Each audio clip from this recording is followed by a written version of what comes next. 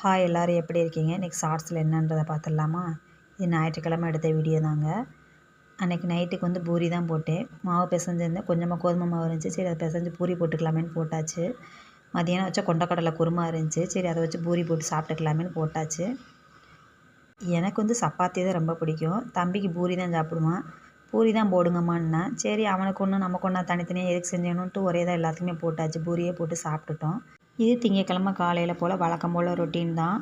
இன்றைக்கி என்ன சமைக்கிறேன்னா பருப்பு, ரசம், உருளைக்கிழங்கு வறுவல் தான் ரெடி பண்ணுறேன். அவன் பருப்பு சாப்பிட மாட்டான்றதுனால உருளைக்கிழங்கு வறுவல் பண்ணிடலான்னு பண்ணியாச்சு. 65 மசாலா இல்லைன்றதுனால மஞ்சத்தூள், மிளகாத்தூள், இஞ்சி பூண்டு பேஸ்ட்டு மட்டும் போட்டு சிம்பிளாக தான் ரெடி பண்ணி கொடுக்குறேன். ஆனால் டேஸ்ட் நல்லாயிருக்கு. இந்த மாதிரி பொரியல் பண்ணி தயிர் சாதத்துக்குலாம் நல்லாயிருக்கும். அவனுக்கு தயிர் சாதமும் பிடிக்காது. எது நல்லதோ அதெல்லாம் சாப்பிட்றது கிடையாது. நம்ம அடுத்த ஒரு ஷார்ட்ஸில் பார்க்கலாமா? அந்த வீடியோ பார்க்குறவங்க புதுசாக பார்க்குறவங்க வந்து சப்ஸ்கிரைப் பண்ணி ஒரு லைக் போட்டு விட்ருங்க.